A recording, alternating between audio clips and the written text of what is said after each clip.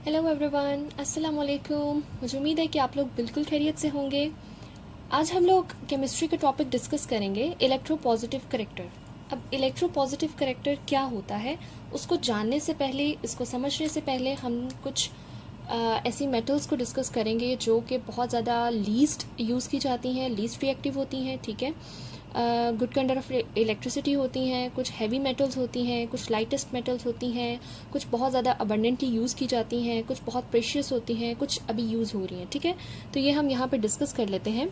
Most abundant metal is aluminium. जो ज़्यादा abundant metal है वो हमारी है एलुमिनियम, जो ज़्यादा यूजेबल है, बहुत ज़्यादा मकदार में इसको इस्तेमाल किया जाता है। प्रेशियस मेटल हमारी प्लेटिनम है। The usable metal is iron. The most reactive metal is caesium. The most valuable metal is uranium. The lightest metal is lithium, और साथ में उसकी डेंसिटी मेंशन है कि वो लाइटेस्ट है। हैवीएस्ट मेटल है ऑस्मियम, ठीक है, उसकी भी साथ में डेंसिटी उन्होंने मेंशन की है। Least conductor of heat is lead.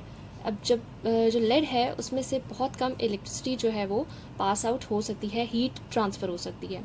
Best conductor of metals are silver and gold. अब जो इलेक्ट्रिसिटी का जो बेस्ट कंडक्टर है, मेटल्स का जो कंडक्टर है, ठीक है, जो हीट को ट्रांसफ़र कर सकता है, इलेक्ट्रिसिटी को ट्रांसफ़र कर सकता है, वो सिल्वर और गोल्ड है। और जो डक्टाइल और मेलिएबल हैं, ये दोनों भी कहाँ किसकी प्रॉपर्टी है जी? गोल्ड एंड सिल्वर की प्रॉपर्टी है। अब हम लोग डिस्कस करते हैं इलेक्ट्रोपॉजिटिव करेक्टर। मेटल्स, हमें पता है कि एटम्स हमेशा ये लूज़ करती हैं, इनके पास एबिलिटी है, और इनका जो पॉजिटिव करेक्टर आता है, कैटाइन आता है, इनके ऊपर चार्ज आता है, वो किसकी वजह से आता है? इनके इलेक्ट्रॉन जो आउटर मोस्ट शेल में, जिसको हम वैलेंस शेल भी बोलते हैं, वहाँ से जब अपना इलेक्ट्रॉन को लूज़ करता है तो इसके ऊपर पॉजिटिव चार्ज आ जाता है, ठीक है। अब वो कहते हैं ये प्रॉपर्टी कहलाती है पॉजिटिविटी या मेटेलिक करेक्टर, ठीक है जी।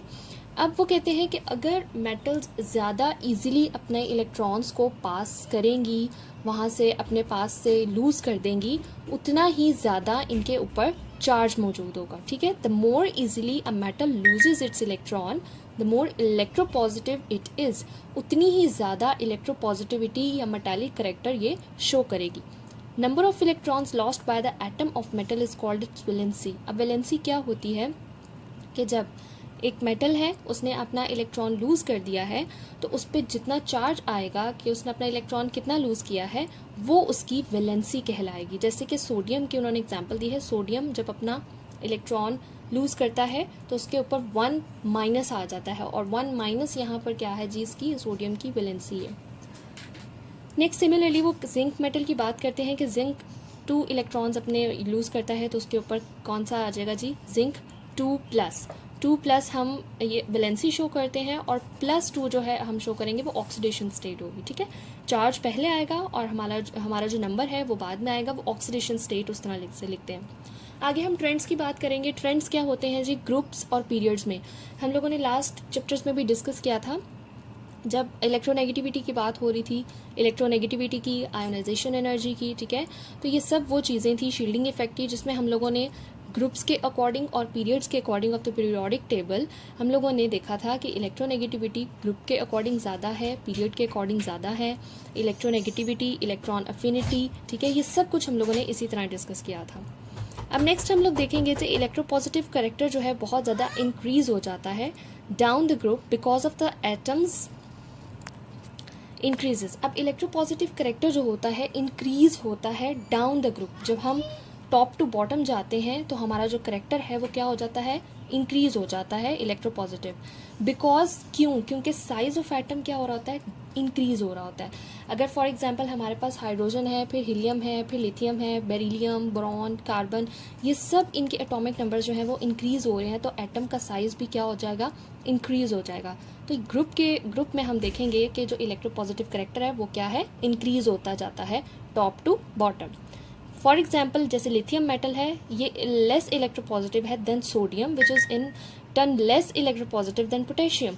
जिस तरह नेक्स्ट आते जाएंगे तो क्या होते जाएंगे? इलेक्ट्रोपॉजिटिविटी इनकी ऊपर वालों की लेस होती जाएगी, और नीचे जो आते जाएंगे उनकी इलेक्ट्रोपॉजिटिविटी जो है करेक्टर ज़्यादा होता जाएगा उनका।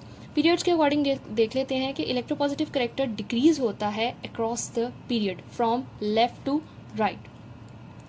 इन the periodic table because atomic size decreases due to the increase of nuclear charge. जैसे न्यूक्लियर चार्ज इंक्रीज होता जाता है तो जो एटम का साइज़ है वो क्या हो जाता है, डिक्रीज हो जाता है। न्यूक्लियस की अपने इलेक्ट्रॉन्स पे ग्रिप बहुत ज़्यादा हो जाती है, जिसकी वजह से इलेक्ट्रॉन्स वहाँ से ईजिली लूज़ नहीं कर सकते अपने इलेक्ट्रॉन्स। ठीक है, जो एटम होता है वो अपना इलेक्ट्रॉन ईजिली लूज़ नहीं कर सकता। It means elements at the start of the period are more metallic. लेकिन जो स्टार्ट वाले होंगे जिन पे इतनी ग्रिप नहीं होगी, जिनका थोड़ा साइज़ बड़ा होगा, वो उनके पास ये एबिलिटी होती है कि वो अपना इलेक्ट्रॉन लूज़ कर सकें। नेक्स्ट जब आगे चलते जाएंगे तो डिक्रीज़ होता जाएगा और जो एटम का साइज़ है वो जो न्यूक्लियस है उसकी ग्रिप बहुत ज़्यादा हो जाएगी।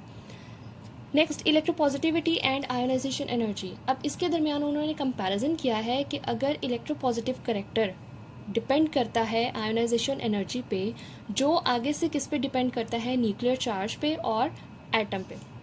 ठीक है, अब अगर स्मॉल साइज़ का एटम हो, ठीक है, और उसकी बहुत ज़्यादा न्यूक्लियर चार्ज हो, ठीक है, जिसमें उसके पास आयोनाइजेशन एनर्जी उसकी ज़्यादा होगी, ठीक है, वो आसानी से इलेक्ट्रॉन्स को लूज़ कर लेगा।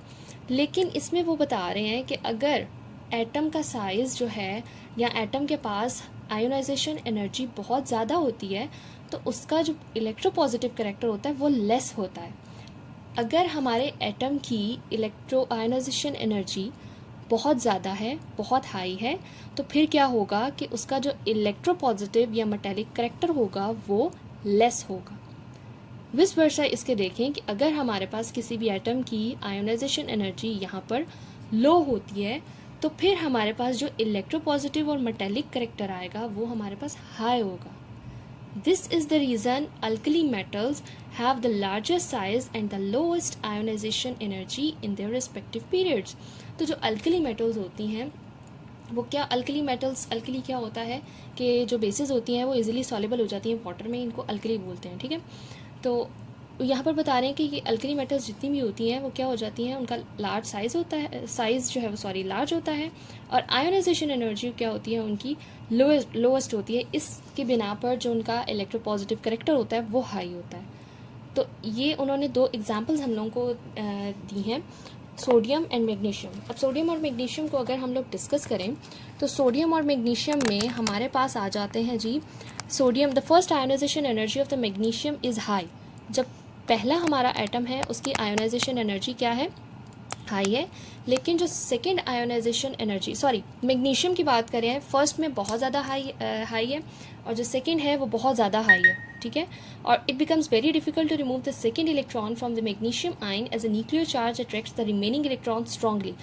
अगर यहाँ से हम एक इलेक्ट्रॉन को लूज़ करवाते हैं तो जो बाकी एक रह जाएगा उसके पास इतनी एबिलिटी नहीं होगी कि वो भी खुद को लूज़ कर सके, बिकॉज न्यूक्लियस की पूरे एटम के ऊपर जो लास्ट इसका शेल होगा उस पर ग्रिप इसकी क्या हो जाएगी, ज़्यादा हो जाएगी, और इसका एटम का साइज़ जो है वो छोटा है। As a result of this attraction size of the ion decreases, फिर वहाँ पर क्या होना शुरू हो जाएगी, डिक्रीज आना शुरू हो जाएगा। इसी तरह जो एलिमेंट्स हैं अल्कलाइन अर्थ मेटल्स के, उनके पास आयोनाइजेशन एनर्जी हाई होती है as compare to the alkali metals. तो यहाँ पर जो कुछ मेटल्स हैं जिनके एटॉमिक नंबर्स, उनकी इलेक्ट्रॉनिक कॉन्फ़िगरेशन, उनकी आयोनाइजेशन एनर्जीज़, फिर मेटल्स दोबारा से आ जाती हैं एंड अगेन उनका ये जैसे मैग्नीशियम है, यहाँ पर उसकी फ़र्स्ट आयोनाइजेशन एनर्जी 738 है, लेकिन जो सेकेंड आयोनाइजेशन एनर्जी उसकी एनर्जी है वो 1450 है, मतलब 1450। तो सेकेंड आयोनाइजेशन एनर्जी उसकी बहुत ज़्यादा हाई है, जिसकी वजह से उसका इलेक्ट्रॉन लूज़ नहीं हो सकता। ठीक है जी, तो ये टॉपिक आप लोगों ने अच्छे से लर्न करना है। इलेक्ट्रोपॉजिटिविटी करैक्टर इसमें बताना है, इलेक्ट्रोपॉजिटिविटी क्या होती है, जब एटम अपना आयन आखिरी जो वैलेंस शेल है वहाँ से इलेक्ट्रॉन को लूज़ कर लेता है तो वहाँ से उसका जो चार्ज उसके ऊपर आता है, जो करैक्टर वो शो करता है वो मेटेलिक करैक्टर शो करता है, इलेक्ट्रोपॉजिटिव करैक्टर शो करता है। और जितना ज़्यादा इजीली वो मेटल में से अपने आखिरी वाले शेल में से अपने इलेक्ट्रॉन को लूज़ करेगा उतना ही ज़्यादा करैक्टर उसके अंदर बिल्ड होता जाएगा। एग्जाम्पल्स हैं आपके पास सोडियम की और जिंक की। उसके बाद ट्रेंड्स हैं, ट्रेंड्स ग्रुप में जो इलेक्ट्रोपॉजिटिव करैक्टर है वो ज़्यादा होता है बिकॉज एटम का साइज़ बढ़ता जाता है, लेकिन पीरियड्स में जो है उसका साइज़ डिक्रीज़ होता जाता है लेफ़्ट टू राइट, इस वजह से इलेक्ट्रोपॉजिटिव करैक्टर इसमें लेस होता है, डिक्रीज़ होता जाता है। फिर हमने कंपैरिजन किया कि इलेक्ट्रोपॉजिटिविटी और आयोनाइजेशन एनर्जी के अंदर अगर एटम का साइज़ बड़ा है, ठीक है, अगर उसकी आयोनाइजेशन एनर्जी ज़्यादा है तो इलेक्ट्रोपॉजिटिव कैरेक्टर हमारे पास लो होगा। लेकिन अगर हमारे पास इलेक्ट्रोपॉजिटिव आयोनाइजेशन एनर्जी लो है तो इलेक्ट्रोपॉजिटिव कैरेक्टर हमारा ज़्यादा होगा, ठीक है जी। तो नेक्स्ट वीडियो में हम लोग नेक्स्ट टॉपिक के साथ बात करेंगे। तब तक के लिए अपना ख्याल रखिएगा। खुदा हाफिज़।